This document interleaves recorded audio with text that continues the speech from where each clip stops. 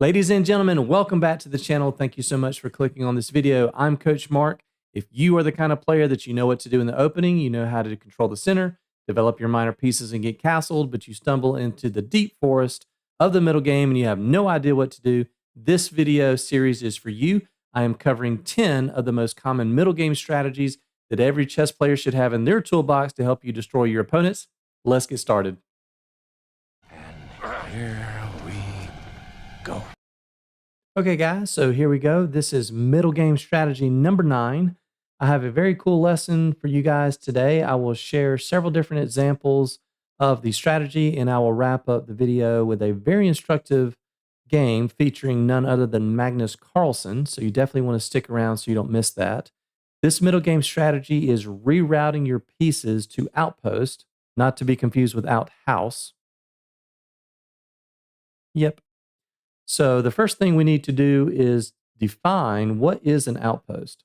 So an outpost in chess is a square on the board that your piece occupies that is defended or supported by at least one of your own pawns, and which, once that piece arrives to that outpost square, cannot be easily moved, attacked, or dislodged. So it's like we want to just drill that piece into that square. Sometimes you'll hear the word anchor. We anchor that piece into that square, and it just wants to hang out, dominate, and wreak havoc for the rest of the game. So most of the time we think about minor pieces, knights and bishops being on outpost. Occasionally the rook. There's no such thing as an outpost for a king or a queen. So there are several, in my opinion, there are 4 different components, questions that need to be asked, answered, and evaluated to determine what makes a good outpost and how effective is it. The first question is, and you'll notice as always, I've got some notes down in the bottom right-hand corner of your screen. The first question is, does my opponent have a pawn that can attack this outpost square? Because if they do, by the textbook definition, technically it's not truly an outpost.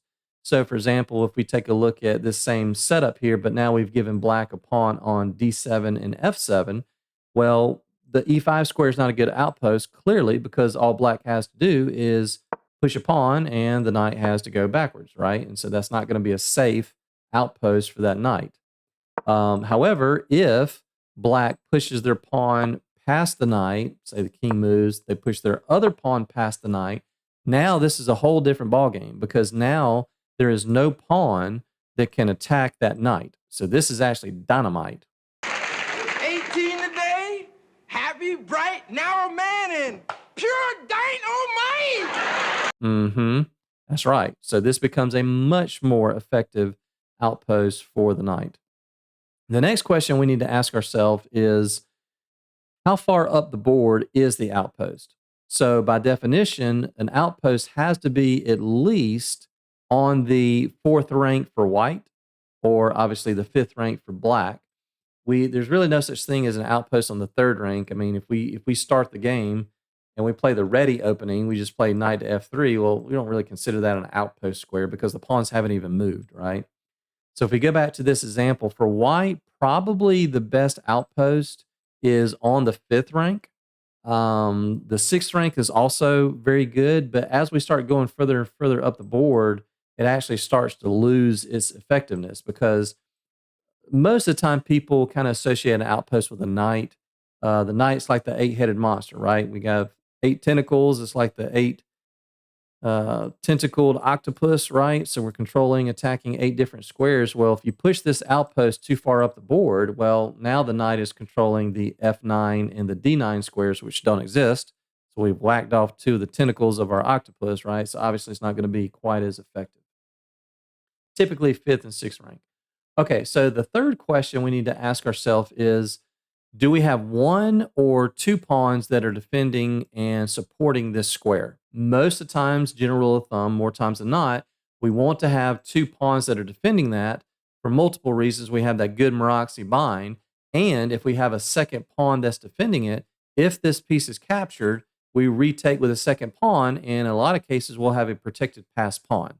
So if we look at this example here, and you'll notice I'm doing something I don't normally do in my lesson videos. I'm leaving the evaluation bar here on the left because I want you guys to take notice of how the evaluation moves depending on how we shift and move around the different pieces, how the outposts become stronger or how they become weaker.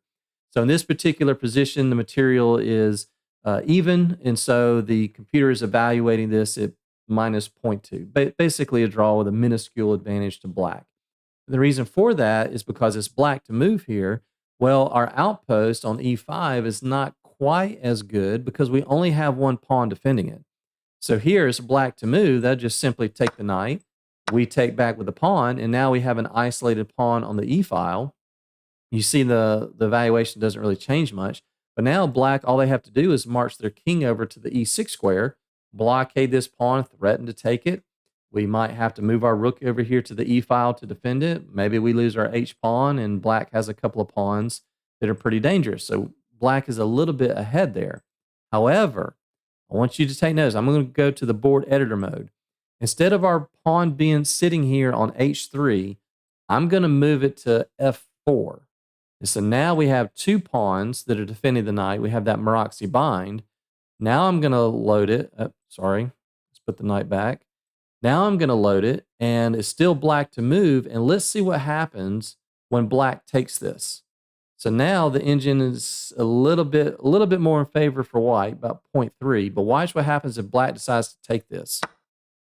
They take, we retake with the D pawn, and look at what happens to the valuation. It jumps up to over 1, like plus 1.2 when the engine settles out. Why is that? Because now we have what's called a protected pass pawn, right? There's no pawn that can attack this pawn. It's protected by the F pawn.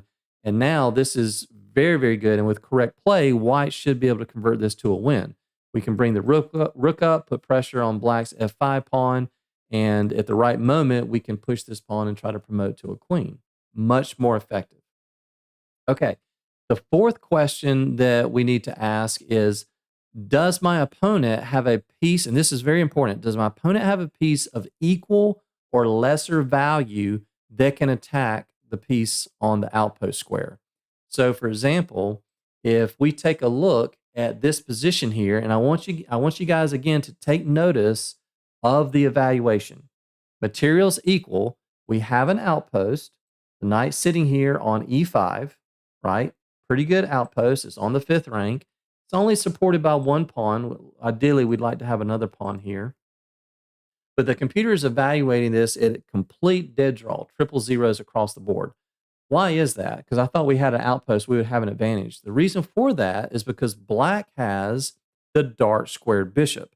So this knight is not going to be safe. It's not going to be able to hang out there forever, because if it's black to move, black can simply, play bishop to f6 or bishop to d6 and threaten to take off this knight, right? So they played bishop d6, takes. Now we have an isolated e-pawn. Maybe in some lines that could be good, maybe not. But white's not going to have much of an advantage here. But I want you to watch. I'm going to go to, I'm in the board editor mode now. I want you to watch what happens when I take this dark squared bishop, and I'm going to take it from a dark square. I'm going to move it to a light square. Watch the evaluation. Took a little bit of time there. You got to let the engine kind of work its way out here, right? You got to let the engine settle out. But eventually, I've already done this. If you let the engine sit here and think to like a depth of 30 moves, this will make its way all the way up to like plus 0.9, almost up to plus 1. Why is that? All we did was we moved the bishop 1 square. Well, the reason for that is because now, since we have a knight on the outpost, the black has the wrong color bishop. They have the light squared bishop. So they do not have a piece of equal or lesser value that can ever attack this knight. They don't have a pawn that can attack it, so it is a true outpost, and they cannot attack it with any other minor piece. So white is inherently going to have an advantage here. And again, if you let this sit out, let the engine sit here and think, it gets up to like an advantage of 0.9 or so. And again, with correct play, white should be able to put a lot of pressure on the position and should be able to convert this to a win. Okay, so now, let's put the bishop back. Put the knight here. Let's put the bishop back. And so now what I want to do is I'm going to switch. We're back to a dead draw here. So let's look at the difference between a knight being on the outpost and a bishop being on the outpost. I'm going to make white's knight, I'm going to make that a bishop, and I'm going to make black's bishop, I'm going to make that a knight. Okay. Now, what happens to the evaluation? Not much. It's still at basically triple zeros. Why is that? Well, because bishops, if your opponent has a knight, bishops on outposts aren't quite as good because a knight will always be able to, or almost always be able to attack a bishop on an outpost. But the reverse is not true, right? If I have a knight on an outpost and black has the wrong color bishop, right? Then you will not necessarily always be able to attack that knight. So I wanted to make sure you guys understood that little subtle change in the evaluation there, because that definitely is important. Okay, so let's take a look at those are the 4 questions that we need to ask.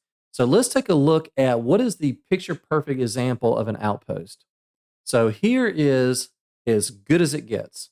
So we have a knight on the 5th rank, right? That's one of the best, if not the best rank for an outpost. We have 2 pawns that are supporting it. So there we go. That's extra support, extra effectiveness. What else makes this so good? Black does not have a pawn that can attack this, so it is a true outpost. They do not have a piece of equal or lesser value that can attack it, right? Again, they've got the wrong color bishop.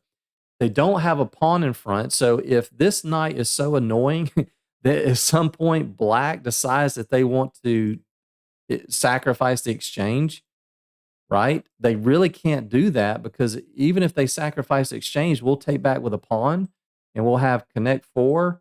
And maybe we take with the e pawn or maybe we take with the c pawn, depending on the position. We take back and we're going to have a protected pass pawn. But here is what I want you guys to look at. This is fascinating to me. I created this position just theoretically off the top of my head. I want you to take a look at this evaluation here. It's 0.67, right? 0.7 tenths of a pawn for white. This outpost is so good. I'm in the board editor mode. I'm going to give black an extra pawn in front of the knight. Watch what happens to the valuation.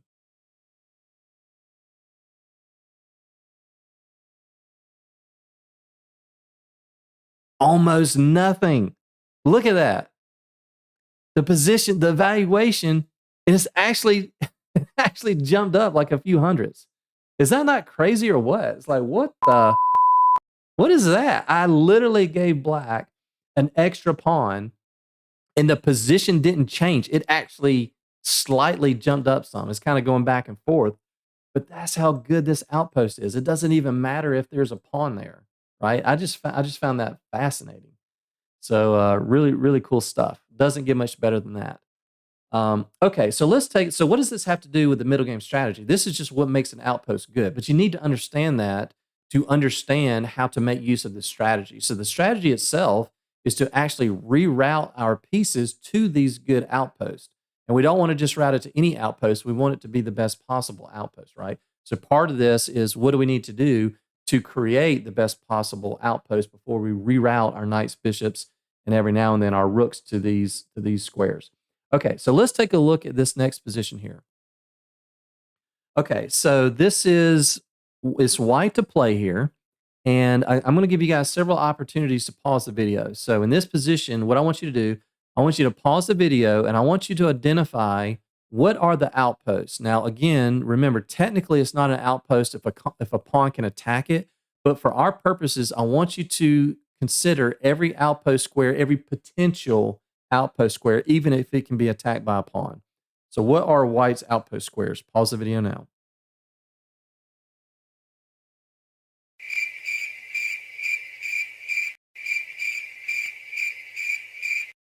Okay, so shouldn't be too hard. So the 3 squares that we can identify are B5, D5, and F5.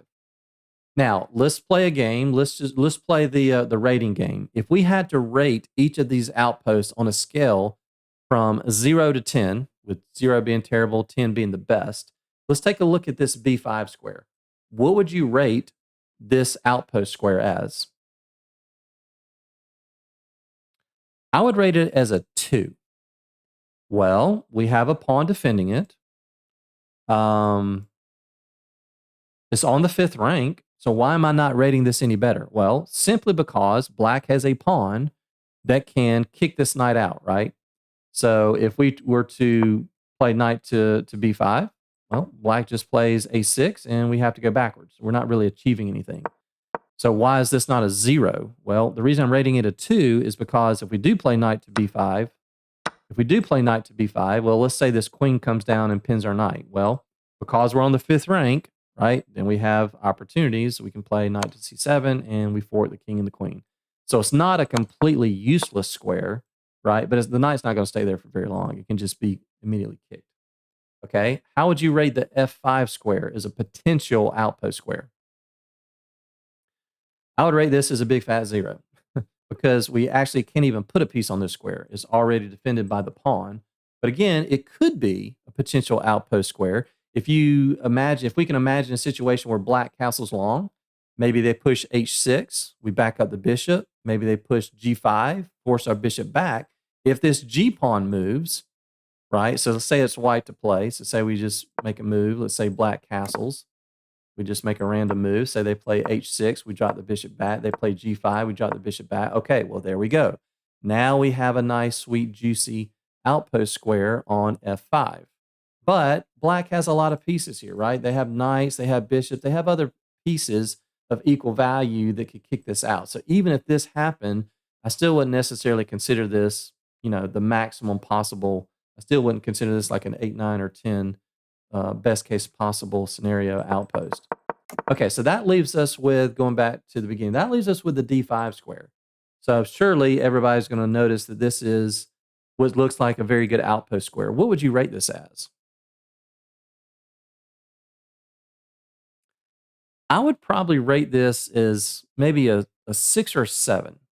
That might surprise some people. You might say, "Well, why is this not like an 8 or a 9?" I mean, man, it's on the 5th rank. We have 2 pawns that are defending it. Black doesn't have a pawn that can attack this. Why would you not rate this a 9 or a 10? Well, the reason I wouldn't is because black has, again, pieces of equal or lesser value that can attack this. So one thing that I think a lot of beginners or even intermediate players would play here is they would be quick to play knight to d5. And that looks like a great move, right? We got a nice, just anchored in on that d5 square. But if we think a little bit deeper, calculate it a little bit deeper, let's look at what happens if black just trades this off. Okay, well, let's say that they take our knight. Both captures are fine. Probably we don't want to take with the e. Probably don't want to take with the e pawn because then black can play f5 and maybe castle long, and maybe they can get an attack, an initiative going over here. Okay, so we take with the c pawn. Okay, you might say, hey, yeah, great. We got a pawn on their side of the board. That's great. We're attacking their knight. However, let's flip the board around. Okay, we're looking at this from the black side. What are the outposts for black? Well, white had outposts on light squares. Black is going to have outposts on dark squares. F4, D4, and B4. And it's basically the mirror image. Well, if the knight goes to B4, that's not very good because we can just kick it out. But this looks like a very juicy square for black. So they're going to hop their knight into D4. Okay, let's flip the board back around. We're sitting here as white. Man, they have a monster knight. Maroxy bind here. Can we let this knight sit here forever? Really don't want to do that. So your inclination might be, well, let's just take it off. Okay, well, if you do that, black takes with their c pawn, and now we have almost a picture perfect, perfectly symmetrical position. And if you let the engine evaluate this is almost a dead draw. I mean, white has jack diddly squat here. They have nothing. I mean, yeah, black needs to castle, but it's a completely even position. White has nothing. So we don't really want to go in for something like that. So this is where our actual middle game strategy will come into play. How do we reroute our pieces to take advantage of this potentially really good outpost? And so what we're going to do is we want to, instead of sticking our knight there and letting them take with our knight, we'd like to get this other knight to the E3 square so that when we stick that knight in on D5, they take back, we can take back with our other knight. You might say, well, wait a minute, they have 2 knights and we have 2 knights. That's right. So in this position, the best move is actually to snap off one of these knights. Why?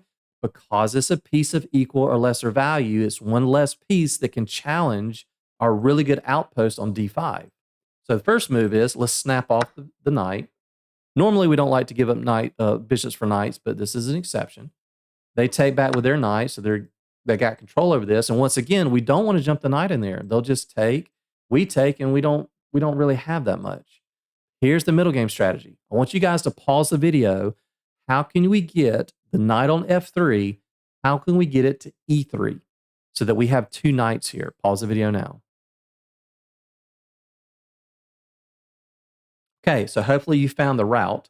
The route is e1 to c2 to e3 to d5. And you might say, what in the heck are you talking about? That's going to take like 11 moves.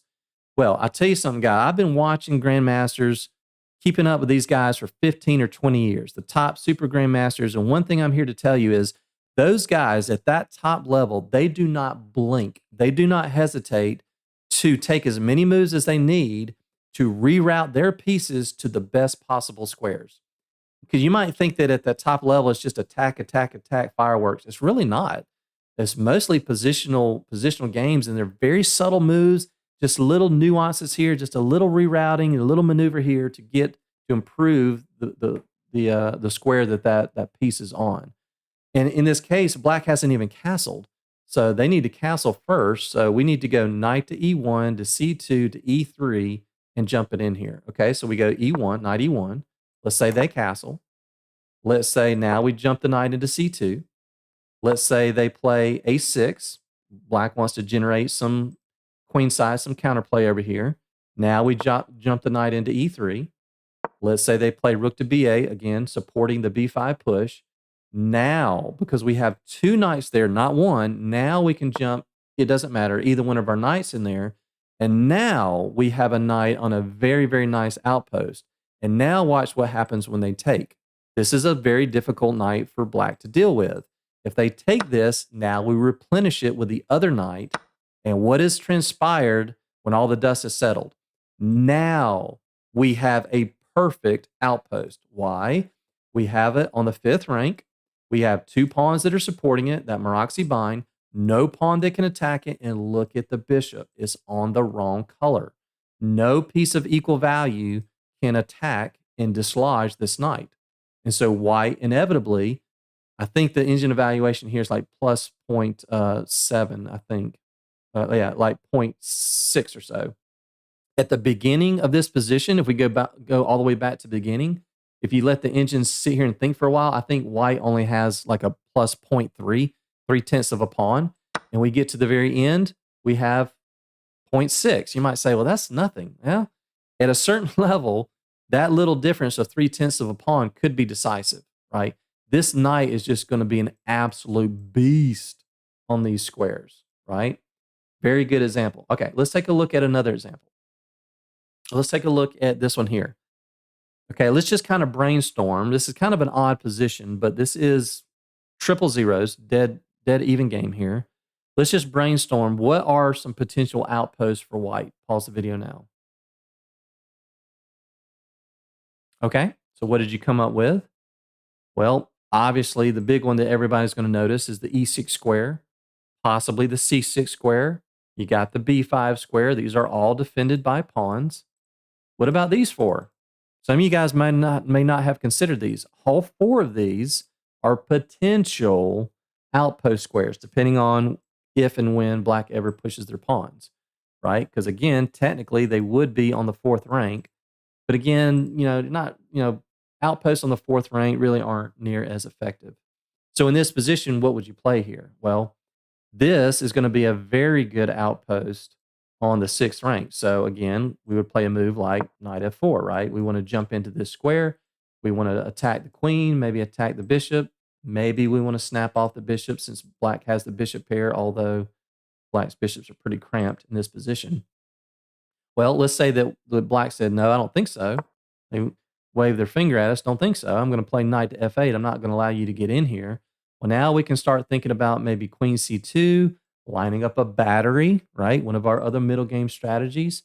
Maybe we want to line up our rooks so that after knight takes, rook takes, maybe our second rook takes, and maybe we actually have a rook that ends up on an outpost on E6, right? Deep into our opponent's territory. Maybe that's a possibility. How else can we take advantage of some of these potential outpost squares? What about the B5 square? That looks nice and juicy. How can we reroute? Well, we could, of course, we could immediately put the rook there, but then they just play bishop A6 and kick us out. How could we reroute one of our minor pieces to the B5 square? You can pause the video if you'd like. Yeah, so pretty easy. We can play knight to B1, to A3, and just sink that knight in here on this nice, juicy B5 square, right? And maybe at some point, if black even actually snaps that off, then maybe we can catch with a pawn, push our C pawn, and maybe have a position where, we kind of fix our structure, our damaged double pawn structure, right? So just another example of brainstorming for good outpost squares. Okay, so let's look at another example here. So this is one, so far we've kind of been talking about knights, but what about bishops? So I'm not gonna say anything else about this position. I want you guys to pause the video and see if you can find a good plan here for white. Pause the video now. Okay, what did you come up with? Well, what are the outpost squares?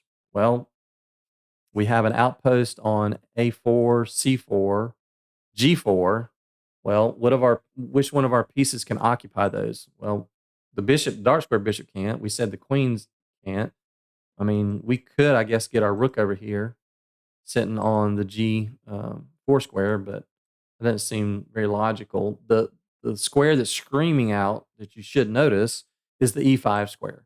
We would love to reroute our bishop to this E5 square and just bear down and have this bishop sitting here on the square for the rest of the game. Why? Well, it's on the 5th rank, but more importantly, black has the opposite color bishop. So if we can reroute our bishop to E5, this guy is going to sit there for about 2.5 years for the rest of the game. And we're going to have some potential for mating ideas, right? Black's pawns are on light squares. So inevitably the dark squares are going to be weak.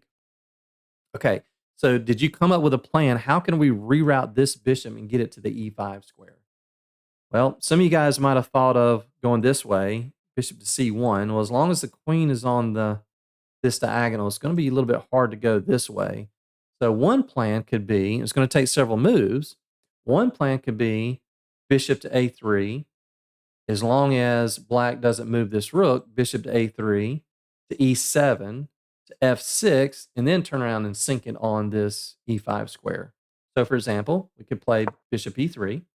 Let's say that, now of course black could stop it, right? Black could play rook E8 and kind of stop that plan. Let's say for sake of this video that they don't. Let's say they push the B pawn. They want to trap our bishop. We attack the rook. They can't go F8. We'll just take that. They attack our bishop. We go bishop F6. Let's say they play bishop here. Let's say they start trying to line up some pressure on our G2 pawn. But now we stick that bishop on E5. So we kind of ran around our elbow to get back to this square, right? And now let's say black puts their queen on B7. So they got some pressure on G2, but we have a better position here because we will be able to threaten mate with our queen, whereas in this particular case, the bishop is in front, right? Remember, we talked about that, diagonal batteries. Diagonal batteries, most of the time you want the queen in front. So as long as we protect this G2 square, as long as we play something like, rook D2, defend this pawn laterally, now white has the freedom to swing this queen over and start, maybe get the rook to the F file, swing the queen over, and now we have some potential mating ideas on these dark squares, right? Okay, the last type of outpost that I'll share very quickly, and then we'll get to that game with Magnus Carlsen, but is a little bit more uncommon, a little bit rarer, is the outpost with a rook. But this will show up when you have semi-open and completely open files. So in this particular case, this will happen all the time, a lot of times with open files. If it's white to move here, we don't want to take that rook, right? This is an example of to take as a mistake. We take that rook, they take back, and they have control of the C file. What do we do here? We play rook to C6. bam, we just drill that rook into that square on c6. And black wants to have nothing to do with taking that rook. You take that rook, we take back with a pawn. We have a protected passed pawn, and that's just going to be lights out. That's going to be too difficult for black to handle. So this would be a fantastic. This would be a good example of a very, very good outpost on the 6th rank, right? We have almost the best of all worlds. No pawn can attack it. We do have a piece of equal value, but we have that Meroxy bind, right, which allows us to get that protected passed pawn. And you know what else we might do? What else can white do in this position? I don't know, depending on what black does. I don't know. Maybe with our rook here on c6, maybe we could swing our other rook around, play rook to c4, and I don't know, maybe line up an Alekine's gun, right? Mixing all these middle game strategies together, right?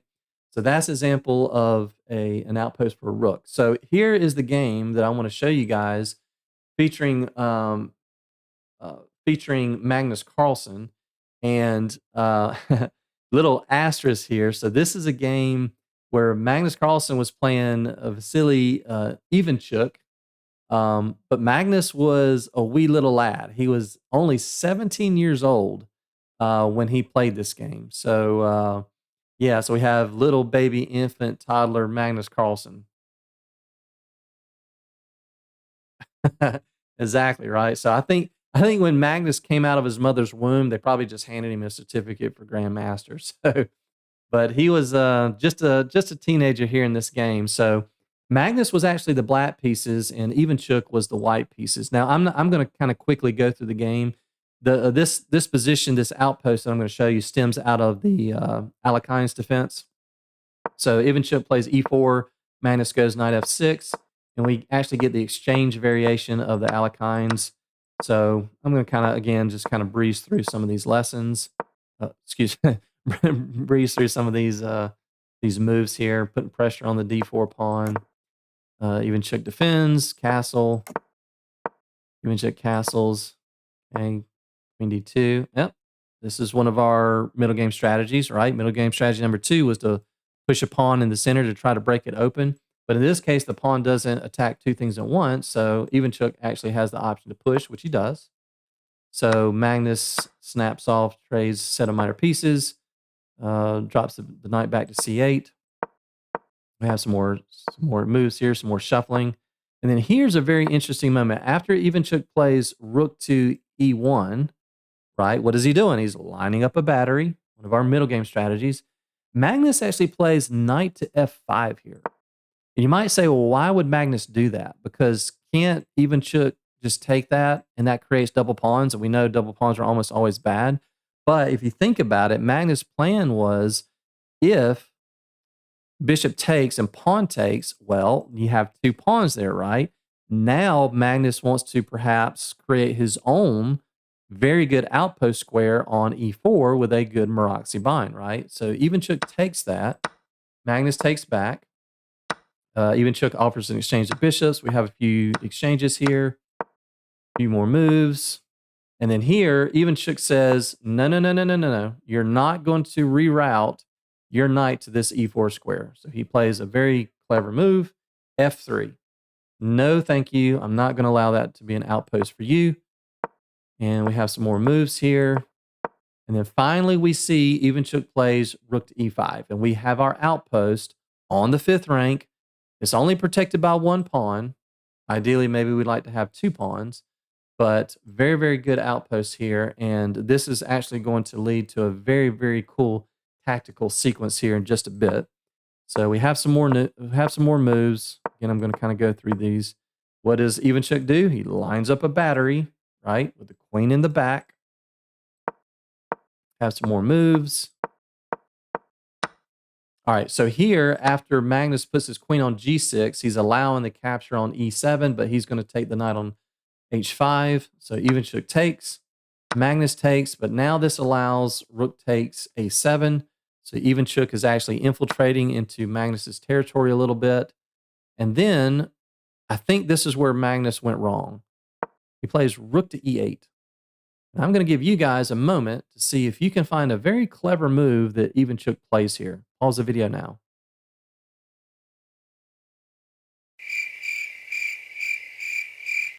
What did you come up with? Did you find it? Even Jook plays queen takes e8. That is the jackpot move. Wow. Sacrifices the queen. I wish I had a video of the look on Magnus's face at 17 years old when he played that move. So king takes, and the idea is quite simple. We're going to take here, and there's really nothing that black can do to stop. The queen is just she's kind of off sides here, right? So even Chook takes the B pawn. Magnus tries to push to create some counterplay, but even Chook just pushes. Magnus takes, and you don't take here because that allows some extra checks. Even Chook just sidesteps that. And in this position, young 17-year-old Magnus Carlsen actually resigns. There's no stopping this. And ladies and gentlemen, yes, the myth is true. The legend is true. Magnus Carlsen has indeed lost a game of chess while he has inhabited planet Earth, even though he's not from Earth. He actually did lose a game when he was 17 years old. I'm a huge fan of Magnus. In my humble opinion, he's the greatest of all time. Everybody has their own opinion on that. So, but this is there aren't too many games shown where Magnus actually loses a game. So, but I just wanted to show the power of that outpost here on E5. So, very, very cool, I think, instructive game. All right, guys, that's it. Hope you guys enjoyed that. We have one more middle game strategy, and we are through with this mini series, and we'll be moving on soon to some tactical awareness, tactical recognition stuff that I think you guys enjoy and will benefit from. So hopefully you guys enjoyed that. Thank you so much for watching, and we'll see you on the next one.